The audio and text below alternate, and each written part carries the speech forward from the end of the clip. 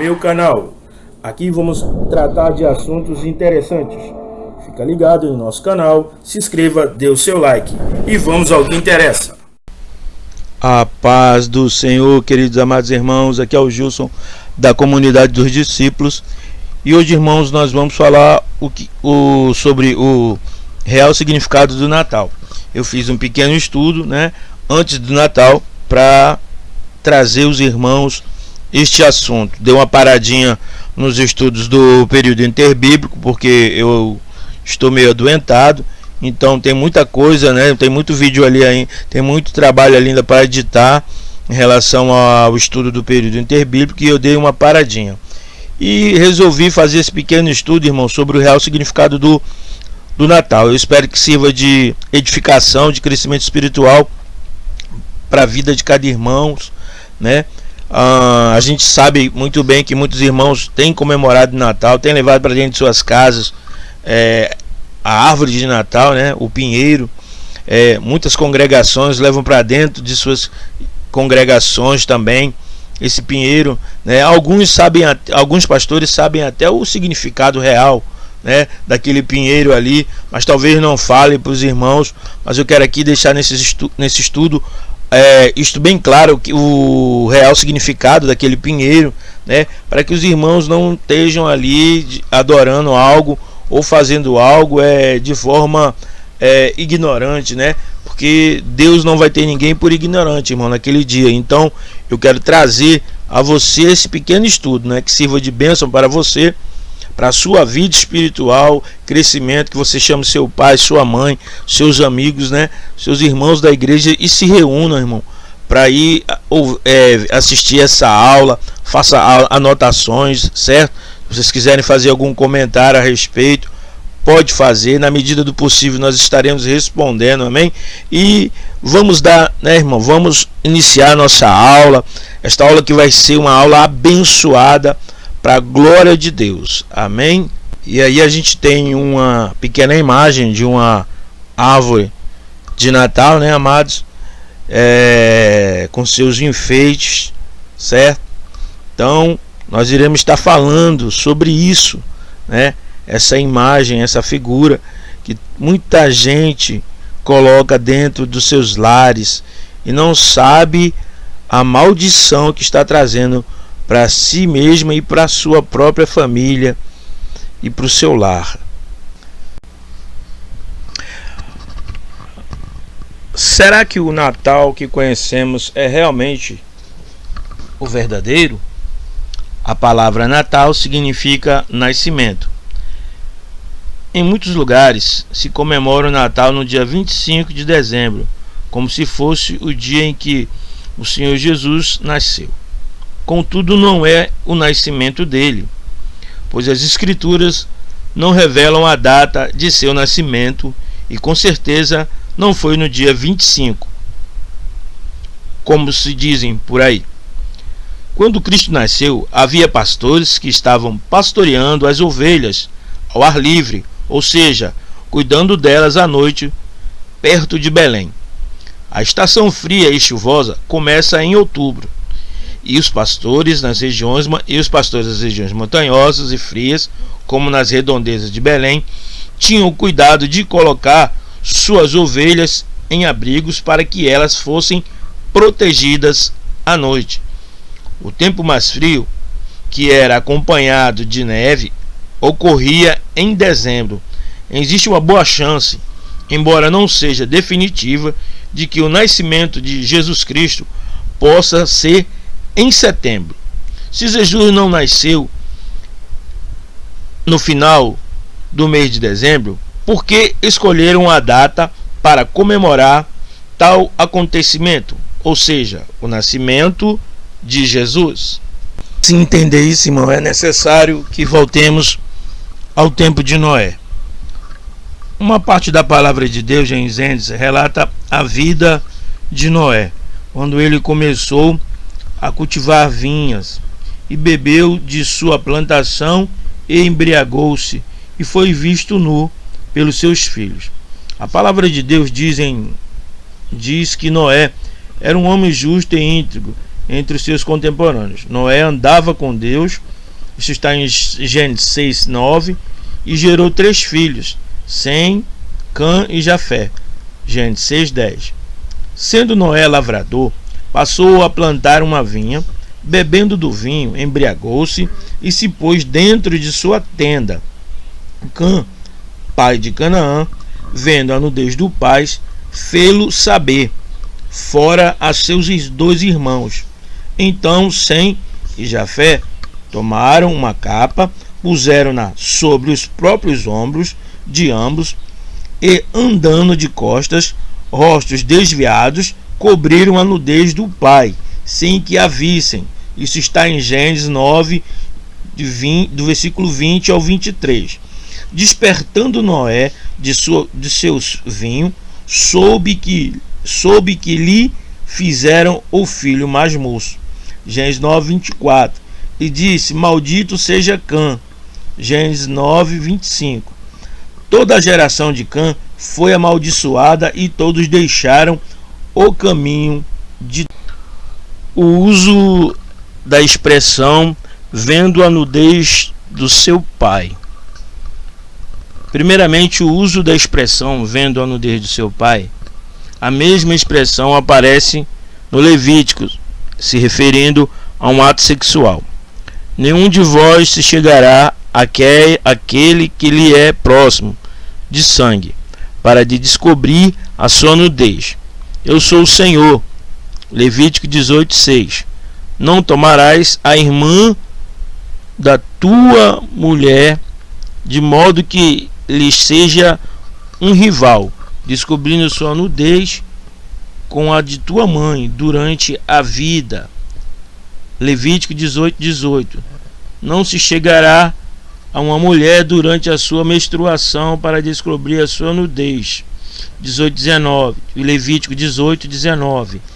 Se um homem tomar a sua irmã, filha de seu pai ou de sua mãe, e vir a nudez dela, e ela vir a sua, isso é uma coisa infame.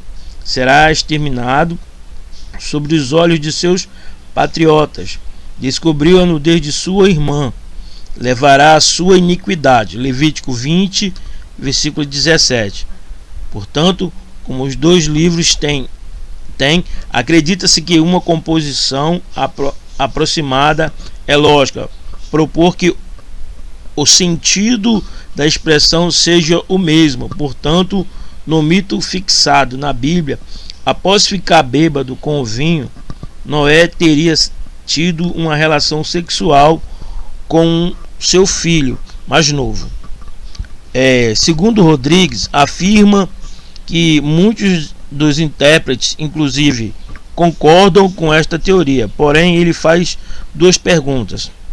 A primeira é que nenhuma das referências do Levítico levam em consideração relações homoeróticas, ou a utilizar a expressão descobrir, ver a nudez, e que estas referências poderiam se referir muito mais a Cã ter tido relações sexuais com sua própria mãe, dada um outro versículo: não descobrirás a nudez do irmão de teu pai, aproximando-te de sua mãe e tua tia. Levítico 18:14.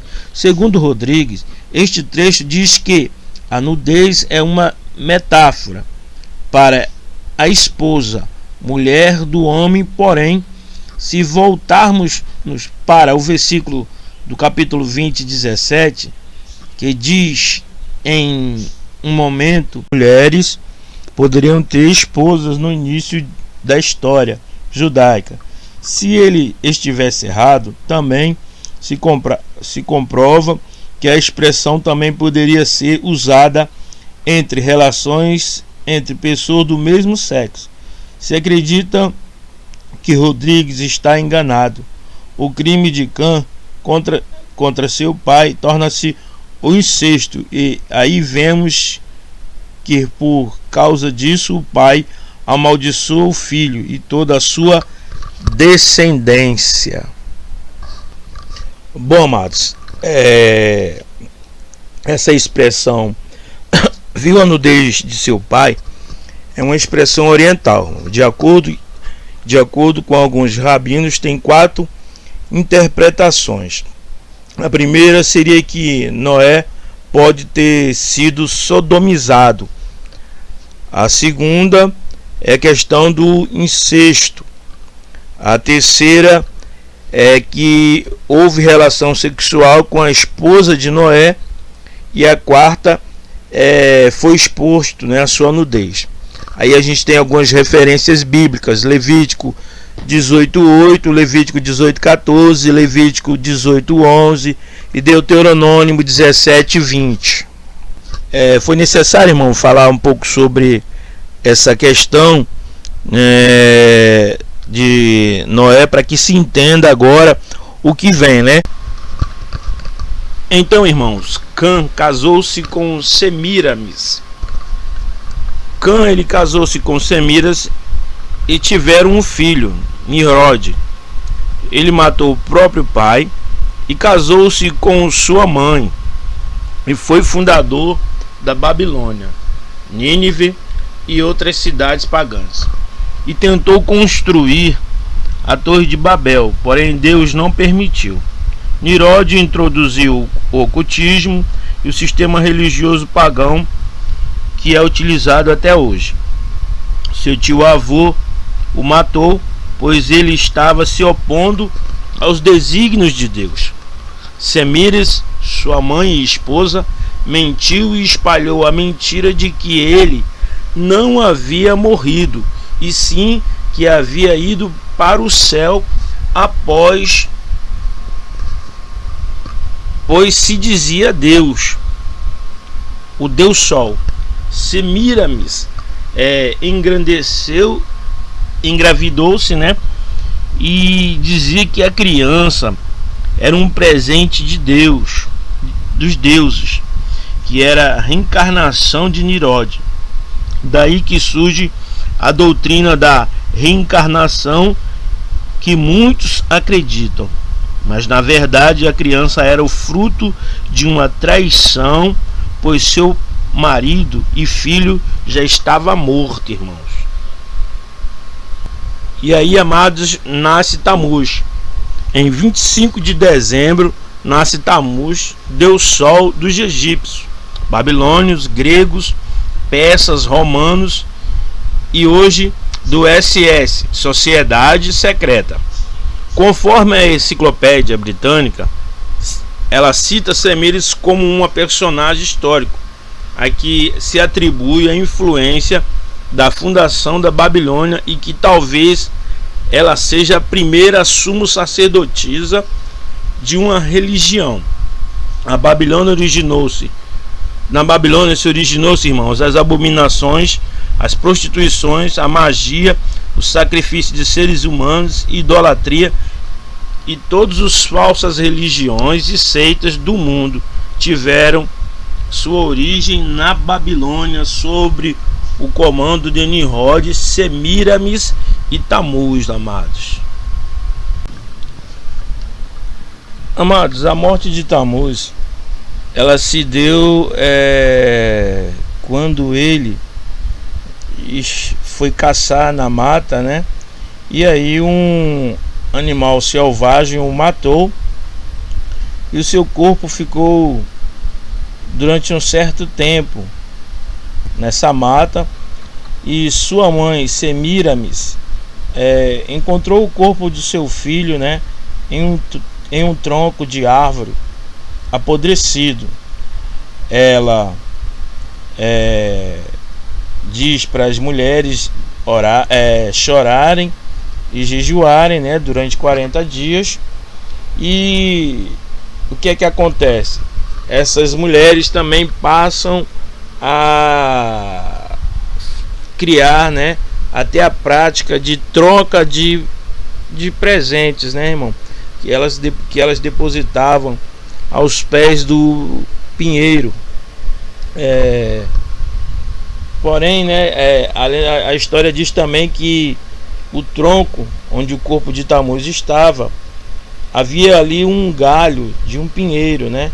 E este pinheiro foi tido como um símbolo do retorno de Tamuz, um símbolo do retorno de Tamuz, o símbolo desta religião, né? Foi a imagem de uma mãe com a criança nos braços, e ficou conhecido como o mistério da mãe com a criança. Os persas, quando dominam esta região, eles levam toda essa idolatria, e esses deuses, né, Tamuz, Mirode e Samiramis, e eles mudam apenas o nome desses deuses. Da mesma forma, os gregos, né, quando passam a dominar, eles também levam toda essa idolatria e esses deuses e mudam apenas os nomes, né, passando a se chamar Zeus, Afrodite e Eros. Da mesma forma, os egípcios, quando passam a dominar, eles também levam esses deuses e mudam seus nomes, né, para Osíris, Ísis e Eros. E já nos tempos de Jesus, né, nos tempos áureos de nosso Senhor Jesus Cristo, irmão, o domínio estava sobre Roma, né? Roma também faz a mesma coisa, né? Ele pega esses deuses, né, e muda também apenas o nome deles, né, para Vênus e Cupido. Cai a figura do pai, né? E no século IV depois de Cristo, o imperador Constantino, irmão, para agradar aos cristãos, que ele, que era a maioria, né, ele pega, decide oficializar o cristianismo como religião oficial de Roma, e para agradar ainda mais, ele pegou ele pega os nomes mais fortes do cristianismo e muda o nome, né? Menino Jesus e a Virgem Maria, que passam a se chamar Tamuz, Menino Jesus, Samires, a Virgem Maria. E dessa forma, irmão, é comemorado o nascimento de Jesus até hoje, né? Sendo que, na verdade, o que se está comemorando é o que? É Tamuz, né? O deus pagão. Então, irmãos, muitas das vezes nós adquirimos certas práticas que nos são trazidas, né? Nos são ensinadas pelos nossos avós, pelos nossos pais, por alguém, e nós às vezes não analisamos, irmão, não buscamos conhecer da onde vêm essas práticas, essas comemorações, essas festas, né? Então é importante que a gente busque conhecer a origem dessas festas, para que a gente não esteja aí adorando a um Deus pagão, a um Deus que não está de acordo com a palavra de Deus. E no livro de Jeremias, irmãos, no capítulo 10 até o versículo 6, né, diz assim a palavra de Deus: assim diz o Senhor: não aprendais o caminho dos gentios, nem vos espanteis com os sinais dos céus, porque com eles os gentios se atemorizam, porque os costumes dos povos são vaidade, pois cortam do bosque um madeiro, obra das mãos do artífice, com o machado, com a prata e ouro enfeitam, com prego e martelo fixam para que não oscile. Os ídolos são como espantalho em pepinal e não podem falar, necessitam de quem os leve, porquanto não andam e não andam. Não tenhas receio deles, pois não podem fazer mal, e não está neles o fazer o bem. ninguém há semelhante a ti, ó Senhor. Tu és grande, e grande é o poder do teu nome. Louvado seja Deus. Então, amados, este versículo, nessa passagem bíblica, ela já está falando sobre esta árvore, né, de Natal. E o Senhor nos exorta que nós não devemos estar fazendo esse tipo de prática, né, igual os pagãos, que eles que fazem, irmão, porque são costume deles.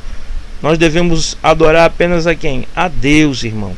Então nós devemos ter cuidado quando nós colocamos algo dentro de nossa casa, dentro de uma congregação, e saber verdadeiramente o que é que está por trás daquilo, irmão, para que nós não venhamos a cair no erro de estar adorando, né, algo que não procede de Deus. A palavra de Deus, ela vai dizer, irmãos, que nós devemos adorar somente a Ele, pois Ele é o único digno de ser adorado, de ser exaltado, de ser magnificado, né?